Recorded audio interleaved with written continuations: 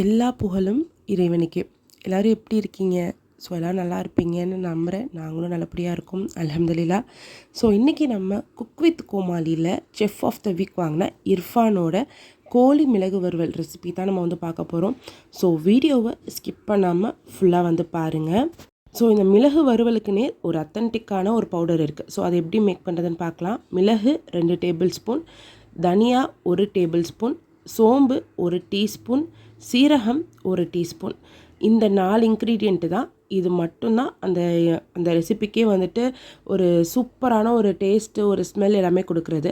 So இது எல்லாமே நம்ம ட்ரை ரோஸ்ட்டு தான் பண்ண போகிறோம். ஒரு லோ ஃப்ளேமில் வச்சு ஜஸ்ட் ஒரு நல்ல ஸ்மெல் வர வரைக்கும் ட்ரை ரோஸ்ட் பண்ணி இதை பவுட்ரு பண்ணி எடுத்து வச்சுக்கோங்க.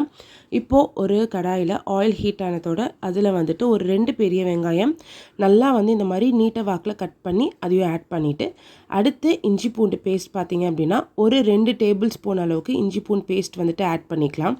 ஸோ நம்ம இஞ்சி பூண்டு பேஸ்ட்டு நல்லா பச்சை ஸ்மெல் போகிற வரைக்கும் நல்லா வதக்கி விட்டுக்கோங்க. ஸோ இந்த ரெசிபிக்கு நீங்கள் ஆயில் கொஞ்சம் அதிகமாகவே ஆட் பண்ணிக்கலாம். ஏன்னா தகன்னு அப்போ தான் இருக்கும் பார்க்க. அடுத்து மஞ்சத்தூள் 1 டீஸ்பூன், மிளகாய்த்தூள் 1 டேபிள் ஸ்பூன். நான் வீட்டில் அரைச்சதுங்கிறதுனால தான் நான் 1 டேபிள் ஸ்பூன் யூஸ் பண்ணியிருக்கேன். ஸோ நம்ம ஆல்ரெடி மிளகு நல்லா காட்டமாக தான் இருக்கும். ஸோ நீங்கள் வீட்டில் அரைக்கிறதா இருந்தால் நான் சொன்ன அளவுகள் யூஸ் பண்ணுங்கள். கடையில் வாங்குறதா இருந்தால் கொஞ்சம் கம்மியாகவே யூஸ் பண்ணிக்கோங்க. அடுத்து நம்ம இப்போ எடுத்து வச்சுருக்க 1/2 கிலோ அளவுக்கு சிக்கன். ஸோ நான் இன்றைக்கி சொல்கிற அளவுகள் பார்த்திங்க அப்படின்னா 1/2 கிலோ சிக்கனுக்கு தான் நான் சொல்கிறேன். இப்போது நம்ம இதில் சிக்கன் ஃபுல்லாக ஆட் பண்ணியாச்சு. ஸோ எல்லாத்தையும் நல்லா ஒரு வாட்டி மிக்ஸ் பண்ணி விட்டுக்கலாம். அந்த சிக்கன் கூட அந்த மஞ்சத்தூள், மிளகாய்த்தூள், அந்த இஞ்சி பூண்டு பேஸ்ட்டு, அப்புறம் அந்த வெங்காயம் இதெல்லாமே நல்லா கோட் ஆகிற மாதிரி நல்லா மிக்ஸ் பண்ணி விட்டுக்கோங்க. ஏன்னா இதில் நம்ம தக்காளிலாம் ஆட் பண்ணல. ஸோ அதனால் கிரேவி பார்த்திங்க அப்படின்னா ரொம்ப கம்மியாக அந்த அளவுக்கு தான் இருக்கும். ஸோ அடுத்து பார்த்திங்க அப்படின்னா உப்பு 1.5 டீஸ்பூன் அளவுக்கு நான் உப்பு ஆட் பண்ணியிருக்கேன். இது கரெக்டாக இருக்கும், இந்த 1.5 டீஸ்பூன். ஸோ நீங்களும் அதே அளவே ஆட் பண்ணுங்கள். பர்ஃபெக்டாக உங்களுக்கு வரும். இதெல்லாமே போட்டு நம்ம நல்லா மிக்ஸ் பண்ணி விட்டுக்கலாம். ஏன்னா நம்ம ஃபஸ்ட்டு கோழியை இந்த மாதிரி மிக்ஸ் பண்ணி விட்டுட்டு அதுக்கப்புறம் நம்ம குக் பண்ணும்போது ஈஸியாக நம்மளுக்கு குக் ஆகிடும். ப்ளஸ் மசாலா நல்லா ஏறிடும்.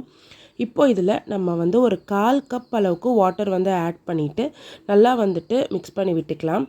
நல்லா கோழி நல்லா மிக்ஸ் பண்ணி விட்டுக்கோங்க. ஏன்னா இதில் மசாலா ரொம்ப கம்மி அப்படிங்கிறதுனால நல்லா அது குக் ஆகட்டும். ஸோ இப்போ இதை அப்படியே மூடி வச்சிடலாம். ஸோ மூடி வச்சுட்டு கரெக்டாக ஒரு 5 மினிட்ஸ் இல்லைனா 10 மினிட்ஸ் மூடி வச்சுருங்க.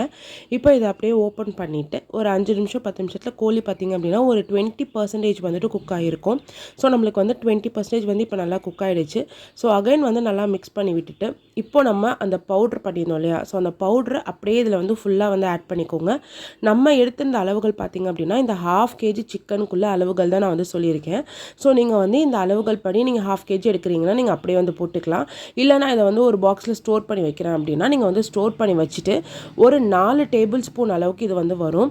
ஸோ அந்த 4 டேபிள் ஸ்பூன் பவுடர் தான் நீங்கள் போடுற மாதிரி இருக்கும். ஸோ அதெல்லாமே போட்டு நல்லா மிக்ஸ் பண்ணி விட்டுக்கோங்க. இந்த கிரேவிக்கு இந்த பவுடர் தான் மெயினான ஒரு இன்க்ரீடியண்ட்டே.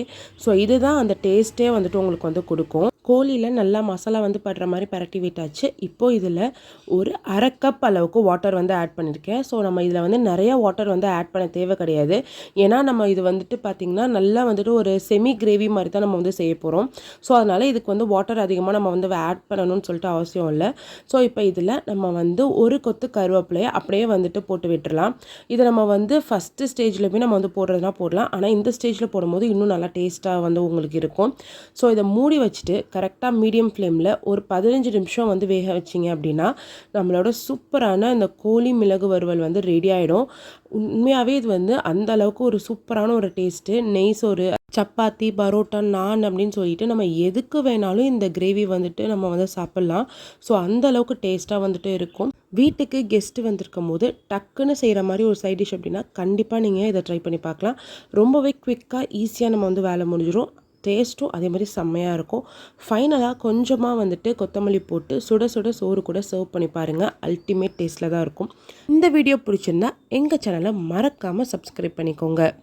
Bye friends.